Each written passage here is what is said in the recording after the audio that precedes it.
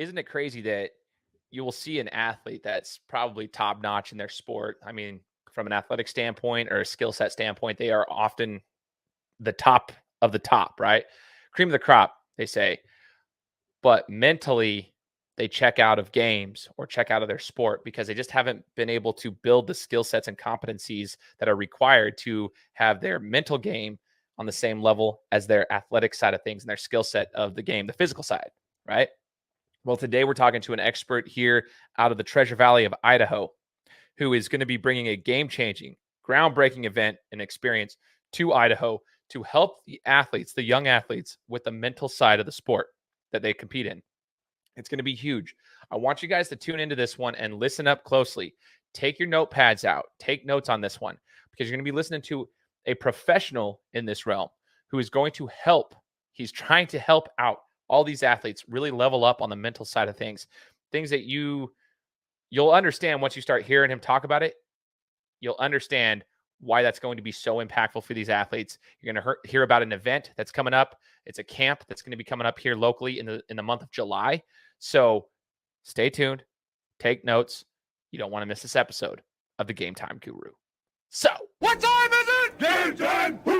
This is the Game Time Guru podcast, where I interview sports figures from all over the world to help deliver a panoramic view on sports. So whether you're a former athlete, one of the crazies, or simply a casual sports fan, this is the perfect show for you as we peel back the curtains and learn from our guests every single week.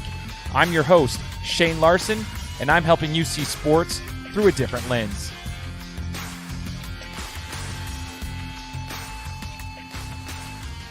what's going on, everybody? Welcome out to another episode of the Game Time Guru podcast. As you guys know, my name is Shane Larson, host of the show, 6.5 years running here. As you guys heard in the introduction, we got another interview coming your way. Super interesting one today. It's unique, not one that we have had many times here on the show as far as the industry and the topic. So I'm excited to bring our guest on, and I'll introduce him in just a second. Just a quick reminder for all those who are listening. If this is your first time listening, and even if it's not, I just want to say welcome aboard. I appreciate you guys tuning into the show. If you're watching this on YouTube, I don't have a ton of YouTube followers, only like 360 at the time of this recording. But if you guys wouldn't mind giving me a follow on YouTube, I know we have listeners in 180 countries, all 50 states on the audio side of things. We've built that. But if you guys want to listen and watch on YouTube, feel free to do so. And if you guys haven't done so, if you have an Apple device, which if you're watching this, I got my iPhone right here. I always take notes while I'm talking to my guests. I'd encourage you guys to leave us a review on Apple Podcasts. Let us know what you think of this interview after you hear from our guest today. And leave us a 5-star review. It always helps. The more reviews that the podcast gets, the more people it gets pushed out to. That's kind of the algorithm in a nutshell. I don't hide that from anybody. I think every podcaster tries to keep it quiet. I don't. The more reviews you get, the more people that this will be pushed out to. And I want more and more people to be able to hear from our guests. So please leave us a review. That would help us out immensely. So as you guys heard in the introduction, we're going to be talking about a topic that's super interesting to me. It's one of those things that I take very seriously. I think it's an underrated part of sports that doesn't get talked about enough. And so we're bringing on a professional to help us with that. But this guy, we call him an LCPC. So he's a licensed clinical professional counselor, but he's got many titles. And he has, a background in powerlifting, and he's also an expert with sports psychology, and he understands the mental side of the game. And he's going to be sharing his expertise with us today. His name is Garrett Kroon. Garrett, thanks for joining the show, man. Thanks for having me, Shane. Absolutely, brother. We want to get to know you a little bit more as an athlete first before we get into the professional side of things. As this being a sports-based podcast, the listeners want to know more about you as an athlete. So, Garrett, I want to rewind the clock a little bit. You have talked to me, off camera as far as, what your background was, and you have a powerlifting background. But I want to actually ask you this too. When you were growing up, did you compete in any other sports or anything? And what was your athletic background like as a kid? That's such a great question. I always liked sports growing up, but I was really into books. Man, I was kind of a reader, played with a lot of action figures and G.I. Joes and stuff like that. When I was a kid, I lived in Tennessee, and all my friends played football. And so I started playing football in the 3rd or 4th grade, went straight into tackle football. Didn't really have a lot of exposure to it, but I learned that if I just showed up and tried really hard and kind of threw my body into the fray, wasn't afraid to hit or get hit, that good things would happen for me. When I moved around the country quite a bit as a kid, and football was always a really great way to make friends. And so if I could show up at recess, at lunchtime, and play ball out in the schoolyard, I could immediately make friends. And so football was my first love. I might have played a season of t-ball or something else as a little kid, but that was pretty much it. I love playing football. I love the energy and the excitement, the camaraderie, making friends. And so through high school, football was kind of my thing, my goal. As a guy from Idaho that didn't grow past about 5'9", a future in football probably wasn't realistic for me. I joke that I was an average to above average football player for Idaho. Nothing special, but I loved it, and I discovered training with weight training when I went to high school. And I remember my first day walking into the weight room for like football testing, and I'd see these seniors in there moving weight that I didn't even think was imaginable. And I thought I was kind of a tough guy, and I was kind of the linebacker playing guy, cracked some skulls a little bit in the middle school football, and I was a leader on my team. And I thought, oh, for sure, I'll be able to move some weight too. And I slapped some 45s on the bar, and for the life of me, I could not bench press 135 pounds. And it was one of the most embarrassing days. I remember like the left side went most of the way up, and I just kind of flailed there underneath the bar. And over time, I got invited by some of the older guys to start lifting weights after school with them. And the coaches said, if you want to be a better football player, you better start lifting weights and training speed and agility and pumping iron. And so I started doing that. And the gains, because I had never really lifted before, the gains came pretty quick at first. And I learned that I could turn that into a sport, so to speak. I could compete. And because I was a bit of a gym rat, I got a little obsessed. I spent probably way too much time in the weight room doing a lot of stuff I didn't really understand. But I also had a really great coach.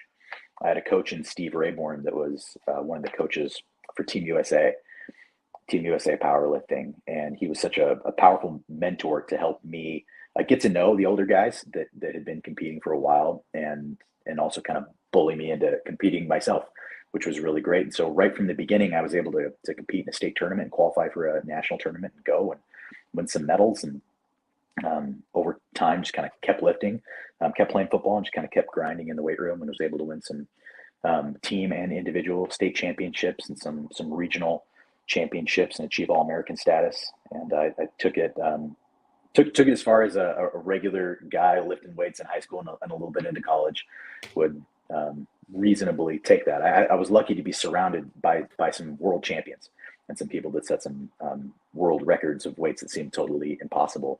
That was also really inspiring. Man, that's super cool. Actually, it's interesting, Garrett. As I coach a lot of basketball players for that matter, and we emphasize the importance of the weight room, and that's in all sports.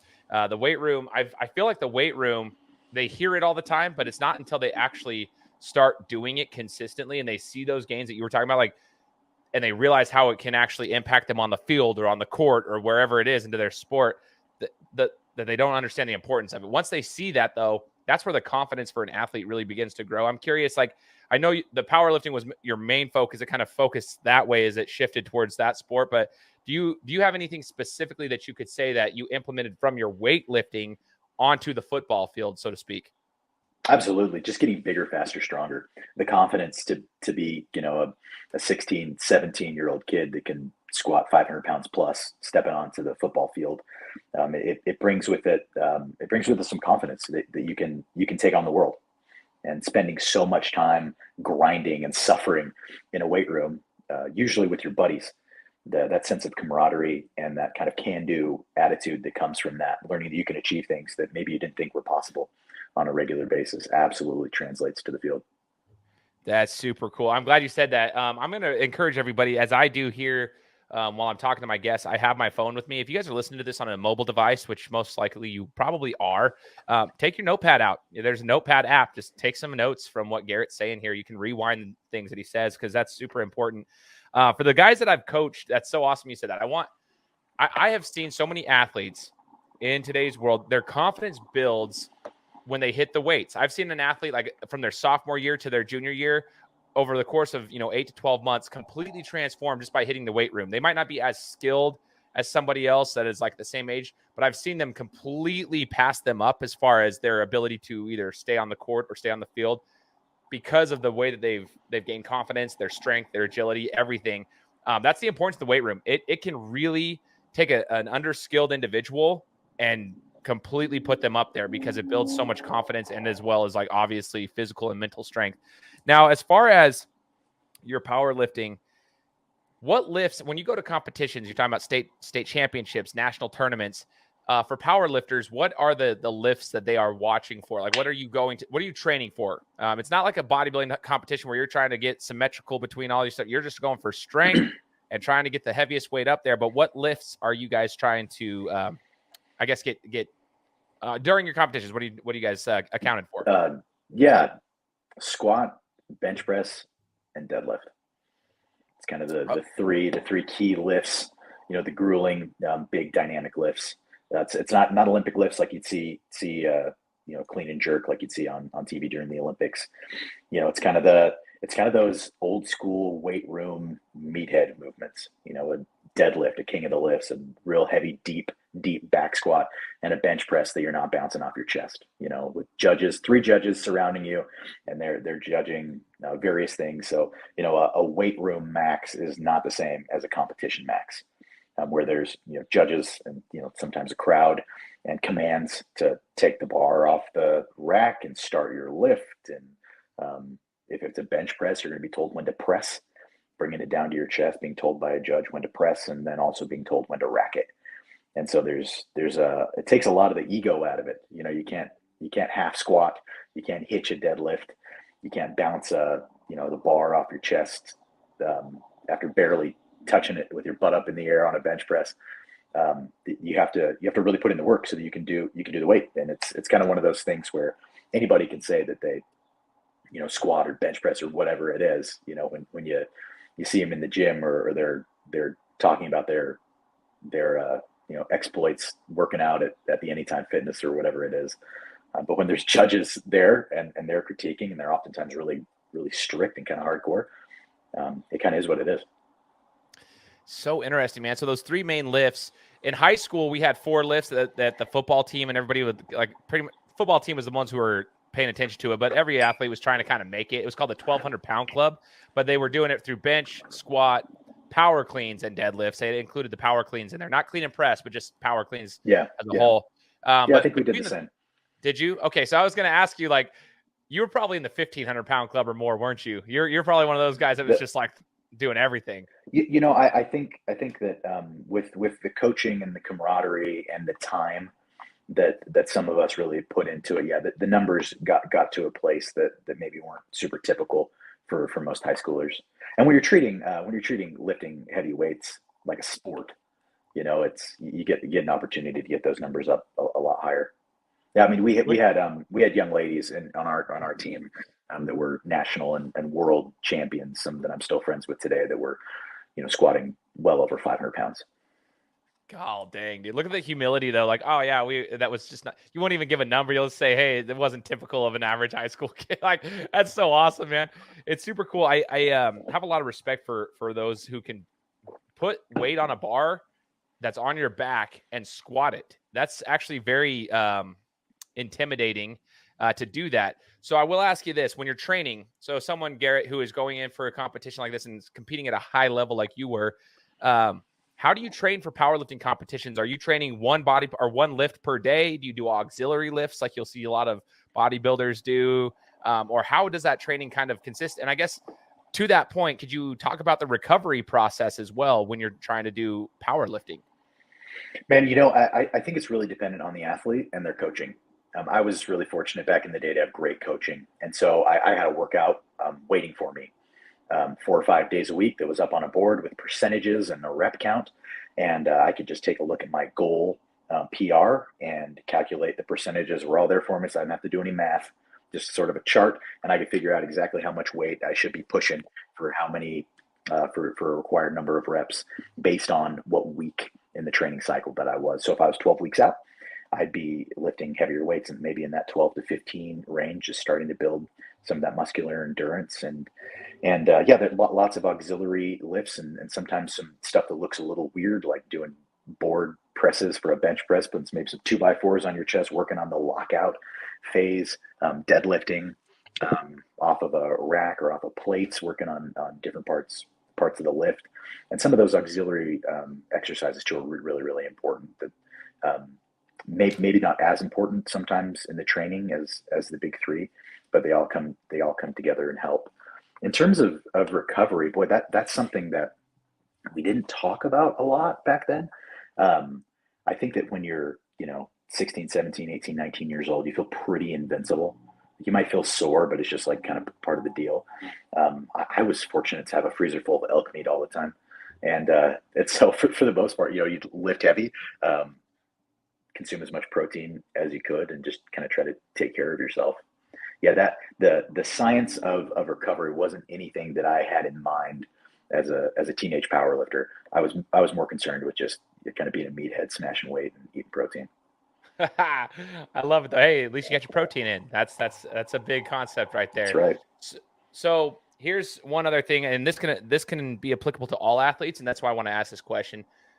We call people there. I mean, we don't like to call them this, but there are athletes that exist that we call practice All-Americans, that Sure. They can shine in practice, but as soon as the lights come on, either they don't have the mental toughness, and that's kind of what we'll get into with kind of your strength here in your profession and how you got here and what you help athletes with. But either it's mental or maybe like physically when the lights come on, that I don't know if it's adrenaline that shoots through, like something happens to where they shut down and they just can't perform when the lights are on when it comes to game time.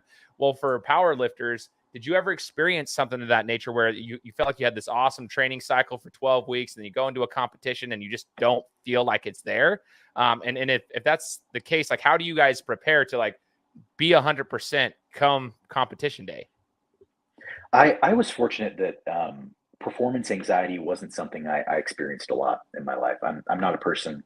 I'm temperamentally that experiences a lot of anxiety. If we were to do a look at my personality, maybe if we did an assessment like a 5-factor model, I score really low in what's called trait neuroticism. I don't experience a ton of anxiety in my life, but I did experience injuries. And I definitely had some competitions going in that I had some lingering injuries. I can think of a knee injury, just a tweak that really plagued me. And the injury was something that held me back probably just as much mentally as it did physically. Just the worry of, is this thing going to hold up? And can I do what I know I could do if it didn't hurt? And I definitely experienced that. I think that just like in other sports, camaraderie, good leadership, and the presence and power of a team can do a lot for a power lifter. Although the sport is incredibly individual, it's just you on a platform and judges, and maybe a coach screaming at you from the background, and simulating that ahead of time is incredibly important. And so being able to be in the gym and being all geared up and ready to go, and practicing the lift in a way that is as real, just like a game speed practice or a scrimmage, like you might do in any other sports, really important. Again, having the good fortune to have good friends and great coaches, I had people that I didn't know were sort of teaching me principles of mental performance or sports psychology. I don't know that they did either. But some of the conversations related to pushing through barriers and not quitting, and being able to go to sort of a dark place inside of yourself to be able to push through the agony and pain of those last 3 or 4 reps that you just don't want to do and you're not sure you can do. Definitely added some fuel in the big moments under the bright lights. So you were learning the David Goggins style method of things before David Goggins really was anything in society. Like just can't hurt me. Yeah, exactly, man. That's cool, dude. It's cool to see what like powerlifting, like every sport can really teach you something that's applicable to life in general. But like powerlifting, you learned a lot of those principles. That's actually super cool. And I want to know, Garrett, as we wrap up, like kind of just learning more about your powerlifting career, did you have a favorite memory throughout the time of powerlifting? Maybe it was a competition, maybe it was a practice, maybe it was something a coach said or somebody that you were training with said. I don't know. Do you have a favorite memory that stands out to you? My first national tournament as a sophomore in high school, I was able to place second nationally in my division in the squad. And I kind of had no idea. I actually thought going in that I was just going to get totally destroyed. I didn't have, there wasn't Instagram or anything like that back then. I had no clue how strong everybody else was. And to finish the meet and to be sitting, especially with some older guys, some juniors and seniors that I thought were really cool on this big trip to, I can't remember where we were, Nebraska or something, to hear my name called and to stand up and go get a medal, that I didn't know that I was going to. I got some other medals too, but that was the first one. And to get that award and doing so well on such a big stage, it was such a shock. And looking back, it's kind of hilarious that I had no idea that I had done well. I didn't even think to go look at the numbers because I just assumed that I didn't do that well. And even though I'd completed the lifts, and so I was just kind of hanging out. I happened to be there while they were announcing the winners just by happenstance. One of the older guys said, "Oh, let's go see who wins," and I thought, oh, okay, whatever, almost embarrassed because I thought that I probably didn't. And I hear my name, kind of confused, and walk up and get a medal around my neck is kind of a cool moment of camaraderie and team building, and just a big confidence boost for me as a young athlete. That's awesome, man. That's super, super cool. Kind of hilarious. Yeah. I had no clue. It's like, oh, I did good. Oh, huh. Let's go, man. Hey, yeah. I am curious. When you guys are going in, if nobody, so okay, listen, if somebody's listening to this and you haven't watched a powerlifting competition or even seen anything, go YouTube it or something. You'll see some highlights. They get kind of crazy. Like the atmosphere can get wild sometimes. There, just like it's just everyone's hyped up when you're going to lift. But I'm not sure of the rules. Are you allowed to listen to music while you're lifting, or do you have to have AirPods out, like headphones off and everything? Because sometimes when like people do marathons, certain races won't allow you to use headphones because they don't want you being able to pace yourself that way. I'm not sure how the rules apply, but was there rules like that, or did you have a pre-lift routine before you went under the bar or went to go do a deadlift or whatever it may have been? Yeah, you wouldn't be able to walk out onto a platform with headphones on or something like that. And a lot of the different rules depend on the federation that you're competing in.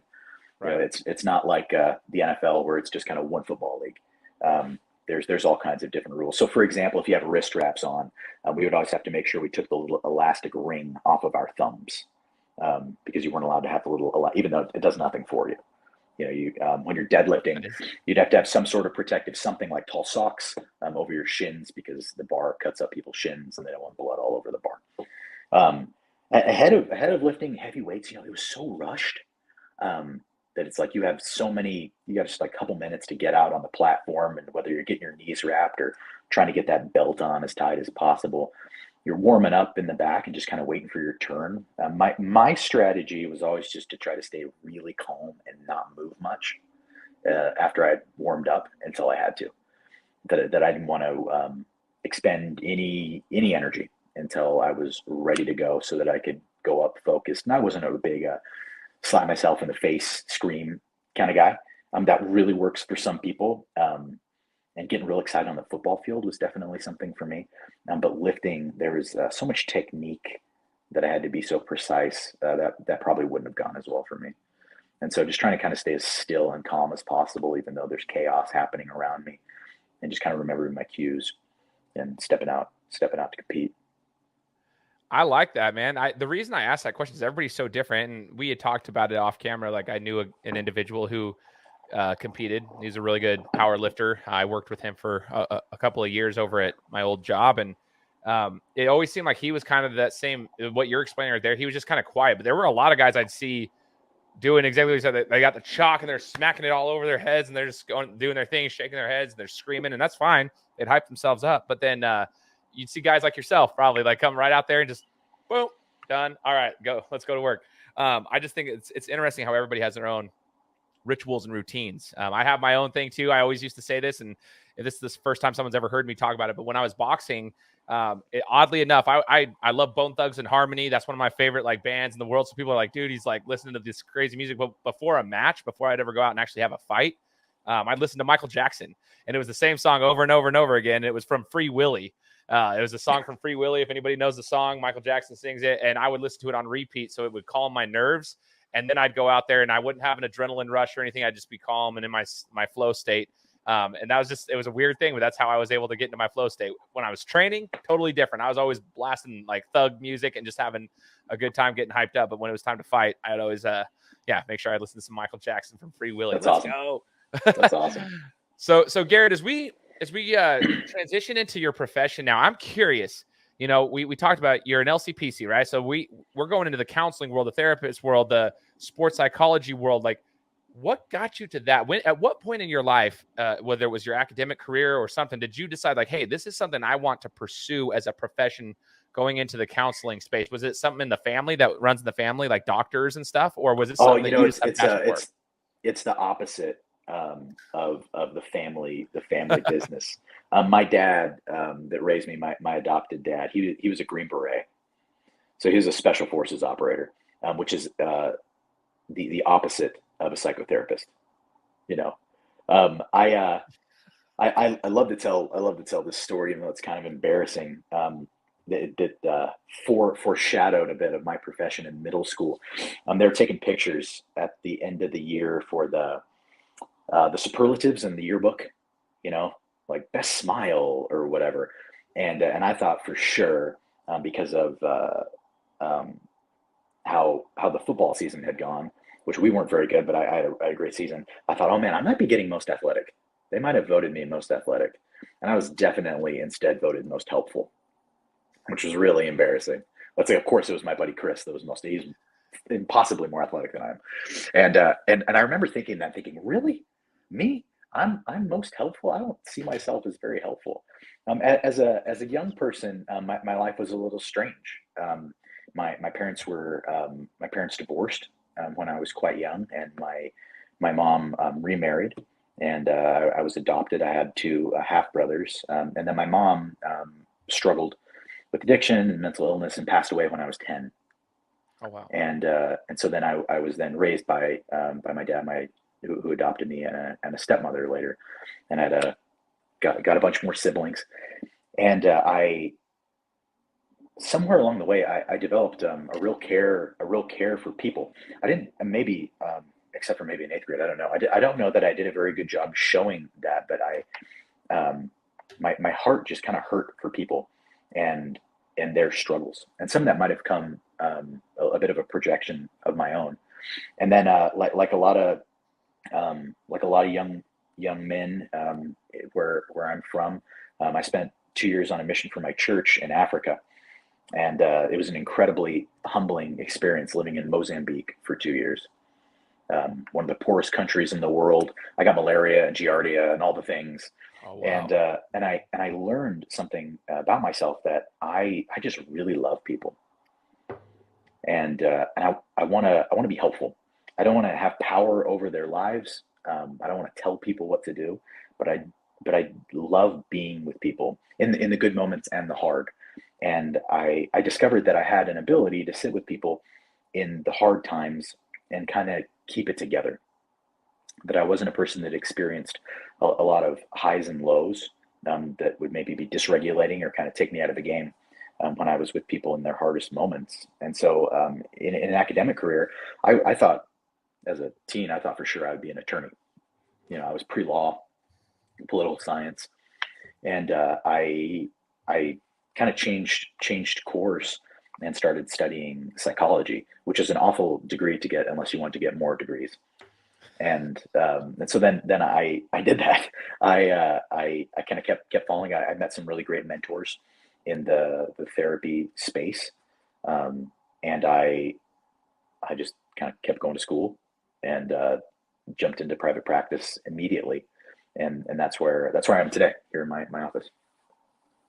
Wow, man, what a route and a journey to get there. See, if somebody were just to, like, seriously, like, I think this is just one of those things where if I were to say, oh, it's Garrett Kroon, who's an LCPC, he's a counselor, he's a therapist, like, oh, he just always wanted to be that way. But there was a lot of things that happened along the way to kind of build you into that route, I guess, if you will. And I would never have known that had I not asked that question and heard that response. That's actually really cool. It's interesting how I always say the Lord is always playing chess, not checkers. So he's always like strategically putting things in your path, and he's helping you understand more about yourself and more about other people. And he's like doing things in your life to kind of direct you in a certain way. And from the fact that you said you got most helpful in the football space, and then like serving your church so embarrassing. mission. No, I think it's awesome. It just made me laugh because now when you're 13, you're like, oh, darn it, most helpful. It's not very tough. Not tough, but it is though. It is when you get older, you realize that is tough. You're like, that's a real tough. Hashtag tough. But I think we only won one game that year, so it didn't really, I love it, man. And then the church mission, serving for 2 years in Africa, like the church mission in and of itself, for those who have served church missions in a similar, regard, that's hard in and of itself. It's a sacrifice. But then going to Africa and being with people and understanding probably what they're like, it's a different lifestyle, and just the humility that they show and being able to help them. It's just so cool. I love that you said you learned that you just love people and you want to help.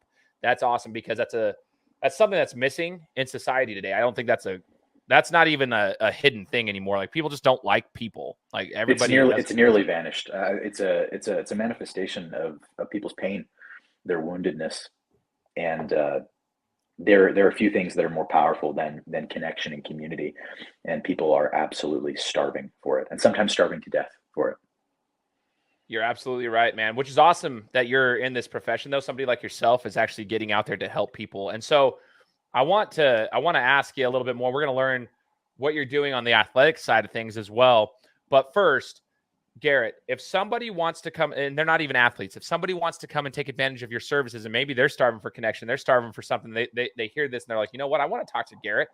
I heard him on Shane's podcast. I want to talk to him. How can they get a hold of you? That's the one thing I want to make sure we let them know. Like, how can they get a hold of you to even discuss something about setting up an appointment and just getting all the details with you? Yeah, what a double-edged sword. That sort of question puts me in a bit of a double bind, because I'm unfortunately I'm in a double sort of a conundrum of a situation in my clinical practice that I'm incredibly busy, and I'm often not able to accommodate people real quickly. But if they were to reach out and just want to chat, or see when that could be a possibility, I'm available via email. I joke that I'm a letter writer, and that also makes me an email writer. On the connection piece, I have a job, like my day job. We'll talk about some of the sports stuff. My day job as a therapist, it can often be really sad. It can be really sad. I talk with people sometimes. Earlier today, I had some really wonderful, pretty upbeat conversations, and I had some really tough ones too. And I've had, a good mix throughout the week. And something I started doing quite a while ago is sending letters. I'm a letter writer. I have a rule for myself that every week I have to send out 2 letters of either, hey, I was thinking of you, or a thank you note in the mail with a stamp, with my terrible hieroglyphic looking handwriting every week. And I don't do that because I'm such a good guy. I do it because it's what I'd call a protective factor that forces me to be looking for the good in the world. And so even if I'm not able to maybe accommodate somebody into my clinical practice right now, I'd still just love to hear from them. On my email, maybe you could even just like link it in the notes, is just Garrett at Kroon Counseling, KROON counseling.com. It might take me a minute to get back to you, but the number of emails that's in there is often pretty high. But I love to meet new people and chat. And I can often help people link people up with other professionals in the area too, if it's something maybe more urgent and I'm not available urgently.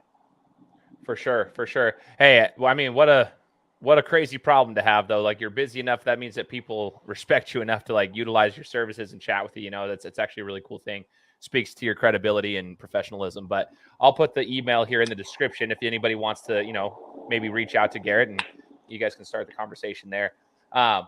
From the sports side of things, Garrett, talk to us about, your passion and your drive, utilizing what you do in your professional world right now, and how that applies to the sports world, and what kind of impact you're trying to make as we get into this part of the conversation. Man, I love that. I love the world of psychology. I joke that I'm this really weird mix of a meathead and kind of king of the nerds. I'm the guy that's reading like 5 books at once, but I love. I did my best to basically build like an Anytime Fitness in my garage. and it's usually full of people from my community, whether it's teenagers or guys closer to my age. I love I love the blending of the two things, and I'm a sports junkie. I love football so much. I barely missed for our local high school. I might have missed 3 varsity basketball games all season. I don't even like baseball, but I follow along on the stat line. I love sports. Whether it's, from, you talk about boxing, I'm a old school, buy the Rocky Marciano autograph in my Let's home go. gym. You know what I mean? Like, I'm a nerd, right? I love that stuff. I've seen Conor McGregor fight live a couple of times. I'm a junkie, and I learned pretty early on, becoming a psychotherapist, that there was a space for this sort of work. In the world of sports. There's a lot of sports psychologists out there, and there's a lot of people working in the mental performance space, but there aren't a lot of them that are also a clinically trained psychotherapist.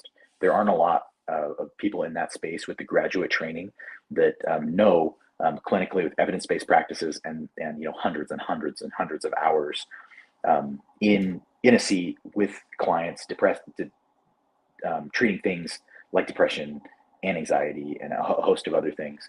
And so a few years ago, I kind of stumbled into working with some athletes, the first high school athletes that came in, and they were struggling with anxiety. And what we found was the majority of the anxiety presented itself through sport.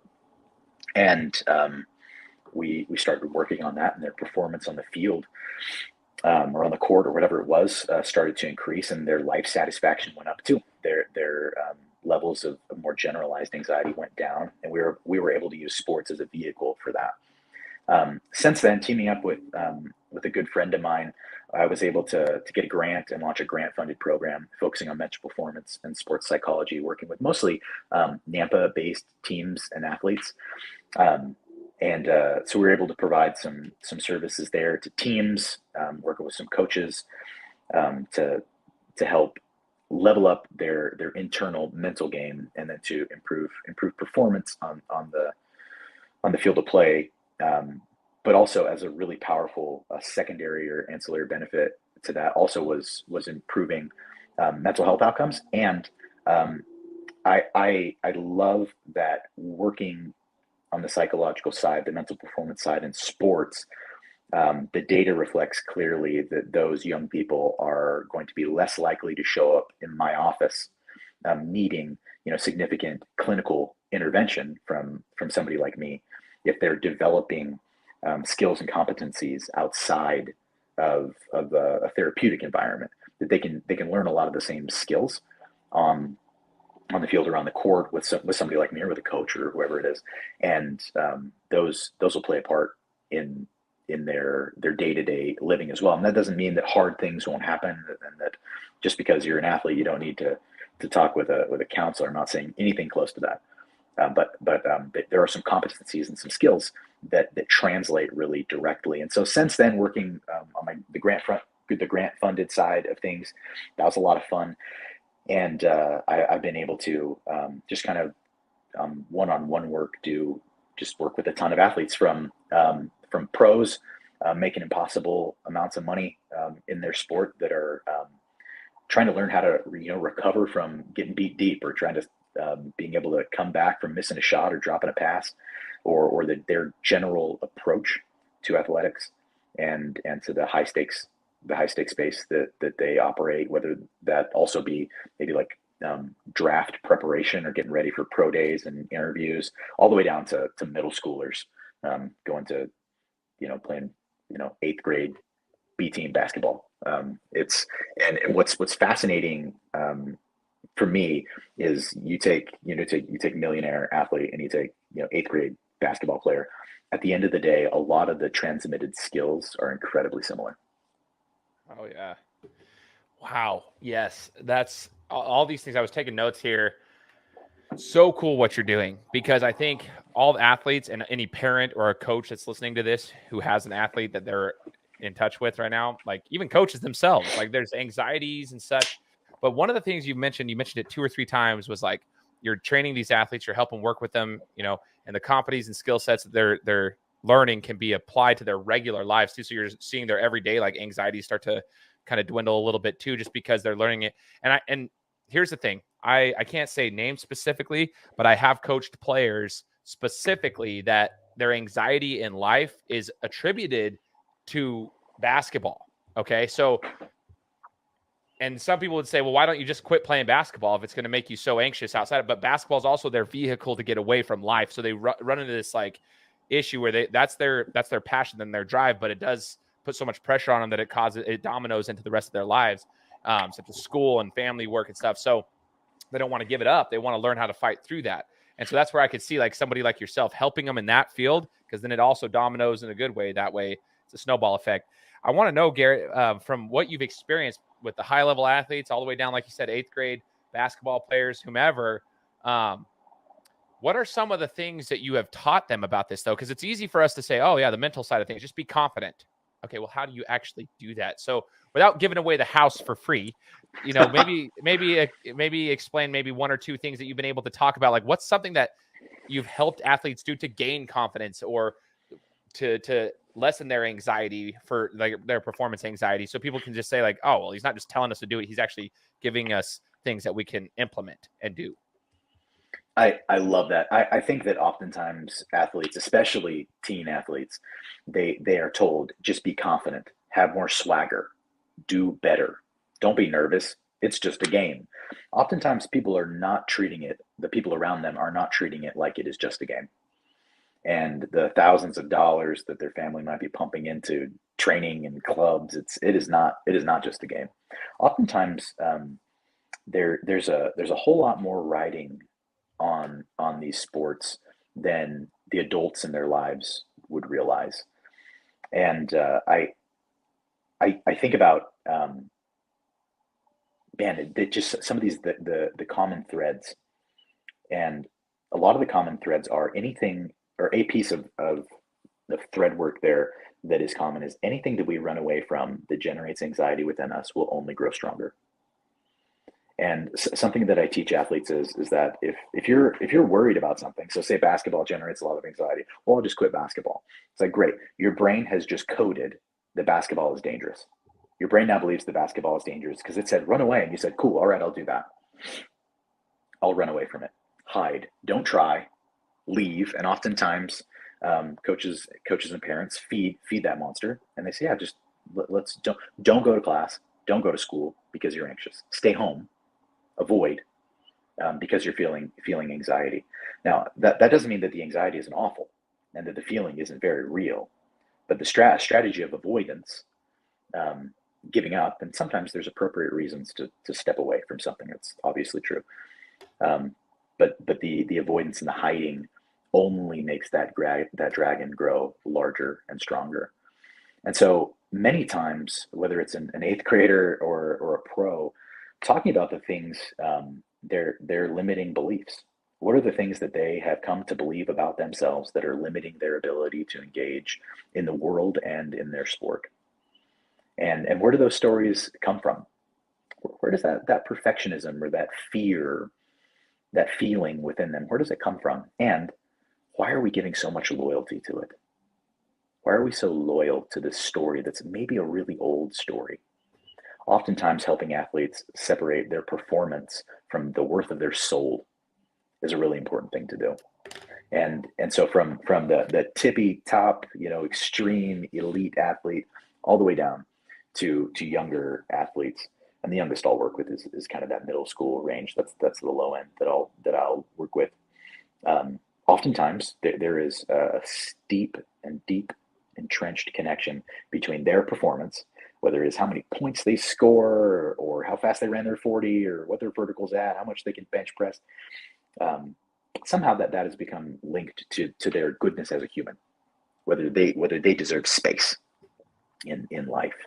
And oftentimes off the bat, there's going to be some untangling of that. And that's kind of a key feature that I love to talk about. And there's plenty more too that we can get into, but that's something that just really grips me. So interesting, man. As you're talking, literally, like things are going through my head from myself as an athlete. I mean, man, like, you mentioned something earlier, Garrett, too. Like, you get burned deep, and so like somebody's maybe like thinking too much about that. Like, I don't like it messes you up as an athlete. Like, there were times as a basketball player where I came off the bench, and so like I always had this pressure on me. Like, okay, well, I'm playing half a game, and I know my role, but I better not mess it up, or like, because that's all I'm going to be. I'm not a starter. I'm not the superstar player. But there were times where I'd miss a shot, or I'd turn the ball over. And I knew what that did to my team. And some people would be like, "Oh, well, just be like Michael Jordan and Kobe Bryant. Like, you got to keep shooting the ball. You got to keep shooting the ball." And I get that, but like, that's it's there's more pressure to it than that, because you can't just keep shooting the ball when you're coming off the bench, because your coach is going to pull you out. I know that a good coach would understand like concepts, but you're not going to want your player who's missing to shoot 10 times if they're coming off the bench. You want your superstar player to shoot, and it ruins the disruption of the game. It's okay if Kobe misses a lot of shots. In fact, he has the record for most missed shots. And I love bringing that up with athletes. Like, do you know who missed the most shots ever? And they name somebody that kind of stunk. Like, well, maybe it's Shaq because all those free throws. It's like, no, it was Kobe. And they're always so shocked. No, for sure, it's true. Like, but it's one of those things. So it's like it plays in an athlete's head, and it played in my head even, to where like now as a coach, I've had experiences where like an athlete, just this club basketball season, I mean, there was an athlete who turned the ball over at the very end of the game, and we ended up losing by 2. And in his mind, he was the reason we lost the game. It's a typical like, and I'm trying to uplift him like, no, man, we had 10 turnovers in the first half, and we were down by 11 at halftime. You're trying to explain it to a kid, but for some reason, like, you're trying to help them get over that hump so they don't have to deal with that going on in the tournaments in the future and stuff. And so like athletes struggle with a lot of this stuff, man. And that's why we need somebody like yourself, because the general public wouldn't even think that. But if you're an athlete, you got so much in your head that goes into your head based on your role and your experience and your coach and this and that and your teammates. So sometimes you do need help with this. I want to ask you, you mentioned something earlier about like visualizing. You had talked about like simulating your powerlifting tournaments. I'm curious, like visualization, is that something that you talk a lot about with your athletes that you work with in regards to the mental side of things? Huge. And it's really one of four key concepts that I think are absolutely essential. And some of what we'll talk about here in a little bit, some of the plans, some of what I have coming up. That's a key feature in the training that I do is mastering mindfulness, which can sound a whole lot like sitting, crisscross applesauce with somebody ringing a gong behind you. I guess it could. That's not really the way that I like to go about it. But mindfulness and guided imagery. There's really kind of wild research data that shows athletes that perform while implementing certain strategies, perform in their head. The activities that they're going to be competing in later, that their performance increases. And some great research comes even from free throw shooting, that you can increase your free throw percentage by following certain strategies of guided imagery. And so the imagery is guided, somebody's guiding you, and then they teach you how to do it. And that's something that I've done with athletes for a long time, and many of them have seen really stark differences. And so being able to know how to harness the power of your mind, sort of your inner mind, your mind's eye, or whatever. It starts to sound kind of hokey, and that's why I like to present some of the clinical data. The researchers at Duke or wherever are able to say, look, I know it sounds weird, but if you do this the right way, you can become better on the court, on the field, whatever it is, because your brain is getting mental reps. And it's very different than thinking like, oh, what am I going to do? Okay, when they call that play, I go to the right. Okay, great. It's very, very different. And it's something that often does require somebody like me with a certain degree of training to sort of teach people how to do. And then if they'll be a little disciplined on the back end and treat it like a training session, even if it's short, their performance will increase. Dude, this is so cool, Garrett, because I'm geeking out about it as you're talking. These are the principles and stuff that I wish I would have known when I was in my actual like competition days in my career. Obviously now I still play city league basketball and stuff, but I'm not in a boxing ring getting my head smashed in anymore. I'm not competing for anything special for basketball. Yeah. Like I'm coaching and stuff, but I'm not as a player. And I remember something specifically here, a shift in my basketball career was after I served my church mission. I served a 2-year mission in Brazil.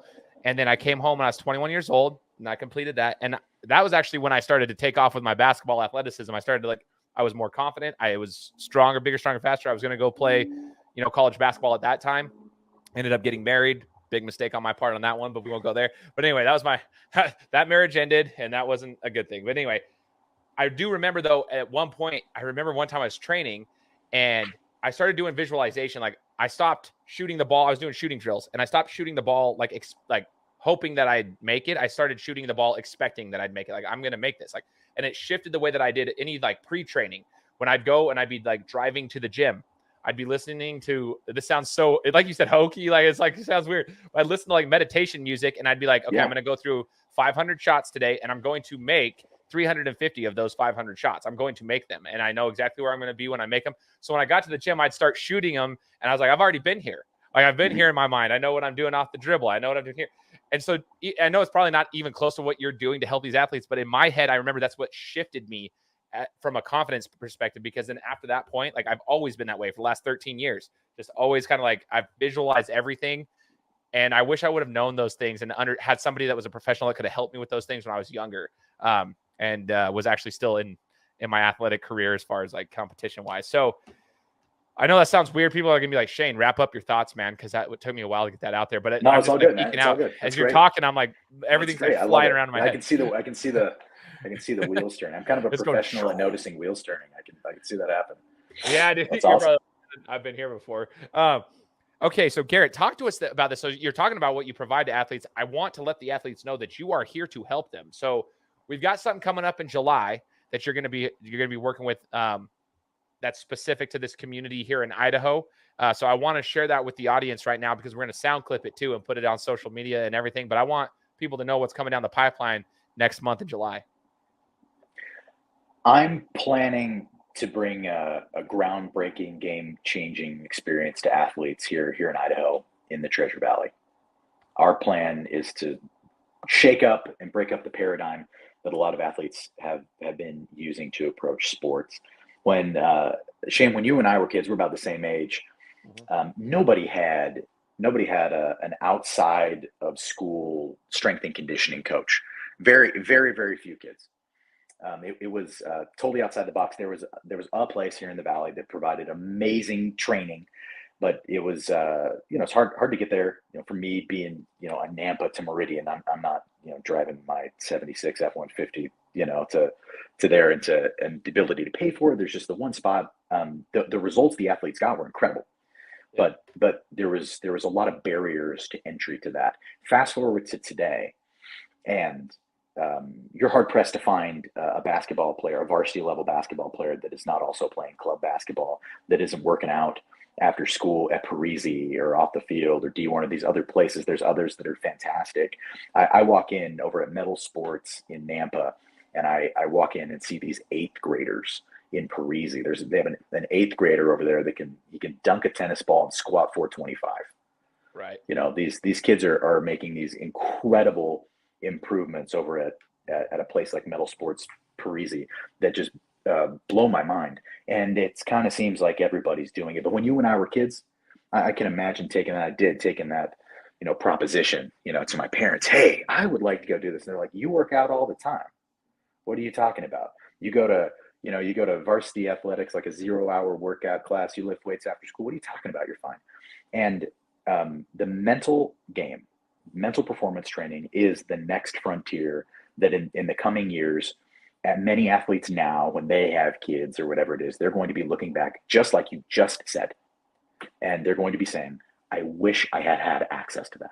I wish I had known something about that. Just like I can imagine the difference of having a speed coach for me in high school, the difference that my potentially, who knows, but the potential difference that I could have experienced on the football field, and so many of my friends as well. And so that's what we're doing. We're launching the Helix Mental Performance Camp in July 20th through the 22nd. It's going to be at Metal Sports in Nampa, where a lot of your listeners will be familiar with basketball tournaments and volleyball tournaments. It's for boys and girls. We're doing one day for middle schoolers, which is going to be that first day. the 20th, and then the 21st and 22nd is going to be for high schoolers, all grades, all sports.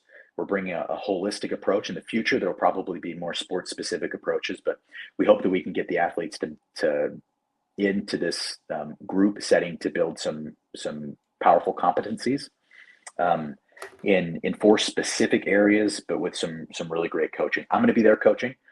I'm going to be providing the skills that I teach pros down to middle schoolers. I'm going to be teaching those to the group. And we're also going to have some other coaches and teachers, people that are in this space as well, and some elite level athletes come and share their experiences. And so I'm going to be teaching athletes the power of mastering mindfulness and unleashing the power of guided imagery. And so, like we just talked about, I'm going to teach them how to hijack their brain so that they can get reps outside of the practice room, outside of the gym, and it'll absolutely transform things from them. Along with that, a concept that I think is super important is distress tolerance, being able to tolerate distress. And so we're going to build unshakable distress tolerance over the course of, for the younger athletes, just a day. A little bit of work on that goes a really long way, turns out. And for the older athletes, the high school kids, we're going to be able to hammer that a little bit more. The ability to tolerate distress when the lights are bright, when things are hard, being able to handle it so that they don't shrink. So many people, they're like you said, they're weight room warriors, they're practice warriors. But when that clock is down to just seconds ticking away instead of minutes and seconds, or when it's loud in the gym, maybe it's right at tip off or right at kickoff, being able to tolerate that distress and have some specific strategies for managing and for a lot of people completely eliminating that anxiety that ultimately holds them back and limits their performance. We're gonna smash that. The third skill is learning more about emotional regulation, emotional mastery. Regulation is the name of the game. Being in the driver's seat for our emotional world. Now that obviously applies to everywhere else in life. As a dad and a coach myself, I got to be able to keep it together. And many athletes I've watched, especially post-COVID, many athletes that I go and watch, and especially high school, I go to a lot of high school sports and watch and cheer on athletes that I know or have worked with. And I watch a lot of young people not be able to handle setbacks. For a while, I was just using the stopwatch on my iPhone and watching athletes take themselves out of the game after picking up a foul or missing a shot or missing a tackle. And I'd just be watching them because it's kind of, when you're kind of in this space, it's kind of obvious when it's happening. And I'd start a timer, and sometimes I'd approach them later and be like, hey man, did you know that after you picked up that foul in the third quarter, the way you responded by getting so angry, arguing with the ref, throwing your hands up, you effectively took yourself out of 2.5 minutes of gameplay. It's like, man, if you're coming off the bench, like you talked about, 2.5 minutes of gameplay, I mean, that might be it. And if you are essentially rendering yourself useless to the team, you're just a warm body out there to maybe get the ball and pass it, or you're going to miss your next 6 shots because you're completely dysregulated. What if we were able to hijack that neurobiological, physiological process so that you could stay in the game? And then that fourth aspect, which is maybe my favorite, is just leadership. Leaders lead. They learn how to lead. They're not winging it. Leadership isn't just yelling loud. As a young athlete, I thought leadership was just yelling loud. So I just yell loud when we were doing jumping jacks. But that's not leadership. Leadership, I've learned being able to be a mentor at a camp that runs at a Utah and Wyoming called Camp U Leadership. It's strictly for elite athletes. I've learned that leadership is relationships. And so often, high school teams have almost like a fungus, like a cancer that gets created by awful culture. And without exceptional student athlete leaders, there will not be a culture of leadership, and there won't be a culture of winning. Too many programs have athletes that are either all in it for themselves. They don't really care about their teammates. I was recently talking about leadership and presenting at a high school just recently, and I asked the question, just sort of rhetorical to have them think on. I asked these seniors, how many of you know the freshmen and sophomores' names on the freshman JV teams? maybe it's a sophomore team. How many of you know their names? And you can see a bunch of them think like, I don't know their names. I think that stuff is essential. I think it's essential. I think it's essential. And creating a ironclad, rock solid culture starts with leadership. The greatest movie quote of all time comes from Remember the Titans, when Julius tells Gary that attitude reflects leadership. Attitude reflects leadership, and we're going to teach these athletes essential skills: communication, decision making, outside the box, innovative problem solving. Teach them a little bit about empathy too, because if you want to win a championship, you better have culture. Sometimes you can ride on just one or two athletes that are game changers, but you get those every maybe once a generation. For the most part, you're going to win with culture, camaraderie, friendship, and leaders. And leaders got to lead, but they're oftentimes not given the proper skills to know how to lead. The kid that's the athlete that's maybe kind of loud or extroverted, they become the leader, and that's great. They're in a position, they already got some skills and competencies there. But boy, what if we were able to apply evidence-based, legit, real-world leadership strategies to that energy that they might already bring, and then help also the more introverted players that maybe aren't the loud guy yelling in the huddle. Maybe we can help them learn how to lead in a way that works for them too. Coaches are underpaid and overworked. Coaches, especially in our area, they're typically paid peanuts. They do it for the love of the game, and I respect that so much. And so I don't expect coaches to be able to also be, a psychotherapist and a mental performance coach. Like, no, they're not. Just like you don't want me coaching your basketball team. Like, I'm not that guy. You don't want me getting on the whiteboard with the X's and O's, but you do want me on the whiteboard with the brain and with the heart. That's the stuff that I know. And so similarly, sometimes we feel a coach could feel like they don't really know what to do in terms of their culture. They don't really know what to do with the internal space of their athletes, and that's what I bring to the table. And so this camp, the Helix Mental Performance Camp, is specifically designed to not overload, but to be able to download into these athletes core competencies that are actionable and usable immediately. And so that after the camp is over, as they're leaving, they're going to have some skills that they're going to be able to take back to their teams. They're going to be able to share some of that. Sure, it's better if they're there to learn it, but they're going to be able to level up immediately. Along with that, we're going to have we have a few confirmed Boise State athletes to come in and speak. Jace Whiting from the basketball team is really excited to come and share some of his journey. Point guard, fantastic player. He's the future down there at Boise State on the basketball court. And to be a freshman coming in with not a whole lot of time to prepare, coming in and getting meaningful, legitimate minutes in crunch time, and being able to perform in the way that he was and overcome some of the really obvious hurdles that anyone in that situation would undoubtedly face. He's going to be able to share that with us. Tyler Crow is a running back from Nampa, from my neck of the woods, is going to be there to talk about his journey of being a guy that nobody really believed in, that had to train harder than anybody's ever trained to make it on to Boise State's roster, and to be scholarshiped, and to be a guy that contributes in the level that he does is fantastic. And then we're hopefully working on a deal to get Taylor Green down there to be able to share some of his journey as well. We should have some other ex pros and some other areas coming, and some former coaches. Chris Ulmer, who was Idaho Baseball Player of the Year back when, and has coached baseball, is also a really powerful business mind, is going to be there to coach people up, and some an up and coming sports psychologist, Hiram Priest, who's at the cutting edge in sort of the research space. He's not out in practice yet, but he's a change maker in the space already, is going to be able to be there too. And some other people will be there. But we're trying to bring a product and an experience that's unlike anything that's ever happened, especially here. And proving proof of concept, getting people there, getting people in the door.